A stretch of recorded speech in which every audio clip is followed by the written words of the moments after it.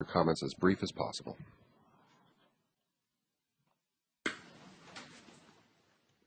Please introduce yourself for the record one by one.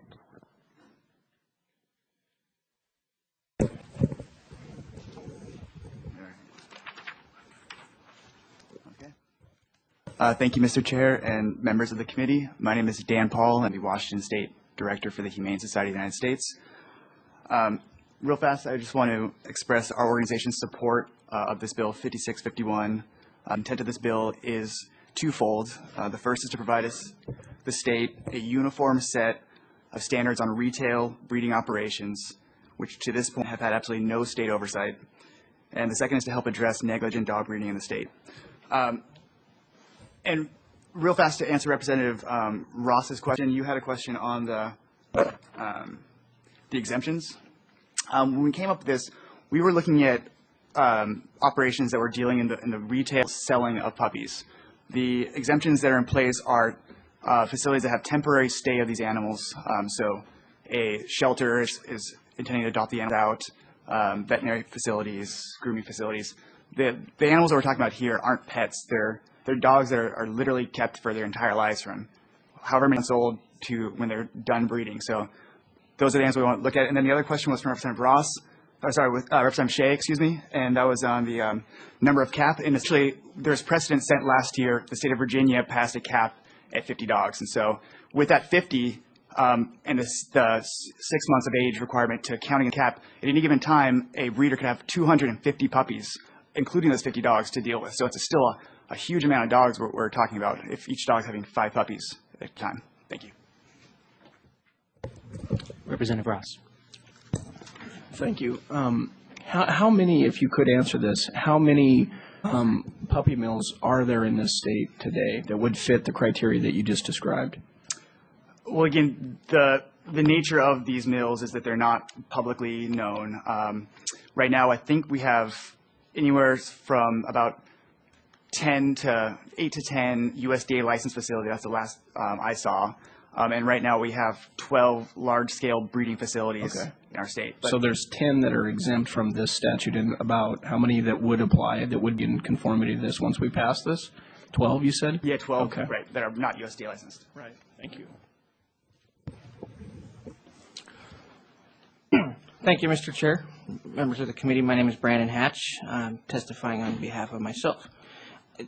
I got to go fast. I want to start out with saying I'm not an activist. I'm the guy who blew the whistle on the gold bar, which led to the bust of all the rest of the puppy mill. It's really important. I want to take you back to the day that I turned him in. Jason, at the Gold Bar House, was a lifelong friend. I stopped at his house. Before you got to the house, it was the smell of death. I'm not even to the porch yet, and I could smell it. It was horrible. When I was in the house, the smell of death doesn't even come close to how awful the conditions on the inside of the house was. There was 2 little girls that lived with him. There was feces on their bed. Jason took me back to show me his prized dog, where he had crates stacked 3 and 4 tall with multiple dogs in each crate that were forced to live their entire life in feces and urine. He let out his prized dog. It was a Doberman Pinscher. When the Doberman looked at me, that for me, even being a sportsman, I hunt, but looking at that dog, the way it looked at me, I had to do something. Friend or not, it was humanity. I had to turn him in. Going really quick here, Jason took, the animals with Jason's, they took a downturn from what I noticed once he hit about 35 dogs. Before that, the dogs were his pets and they were cared for very well. After around 35 dogs, him and his wife could not even keep up with it full time. The dogs, the health started going worse and worse and worse. It's come to the point now where I've had death threats from the ringleader of the operation, confirmed death threats. They want to kill me. They went from small time to several $1 million a year by selling dogs. It's horrible. There's many operations like this. Eastern Washington, we live in very rural Stevens County. There's no laws. is rural. Nobody can do anything. It means the world to us, to everybody, as animal owners, for this bill to pass so that we can regulate the rural areas like Stevens County, Kettle Falls, where we're from. Thank you. Thank you. Thank you, Mr. Chair. My name is Tara and members of the committee. My name is Tara Hatch, and Brandon's wife. And I just want to talk a little bit about, we actually grew up over here in Western Washington, but we live in Stevens County, and it's, most of you probably know, it's a very, very poor area of the state. And the biggest problem is not in the metro areas because they're very heavily regulated by the counties. The problem, and their statutes are actually more specific than and more confining than what we're trying to get through here today.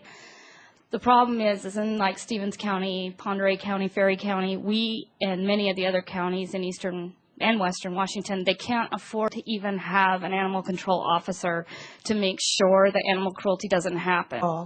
Our biggest objection that we have to SB 5651 is one of fairness.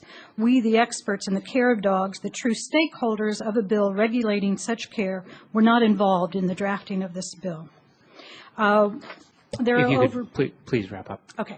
Just going to say that there are over 50 dog organizations in the state of Washington, and we know of none that support this bill. NAI Trust members in Washington would welcome the opportunity to work with our legislators in crafting legislation that would benefit these animals and their owners. And we thank you for allowing the pet-owning voters the opportunity to participate in the legislative process. Thank you. Please. Good afternoon almost. You're going to be missing your lunch here in a minute. I'm Deborah Thomas Blake, and I'm here mostly as a private dog owner, a 34-year-long dog trainer, to include narcotics and patrol and explosives dogs with the Department of Corrections. I worked for a humane society for several years. We all know that the Seattle Humane Society, which is the largest humane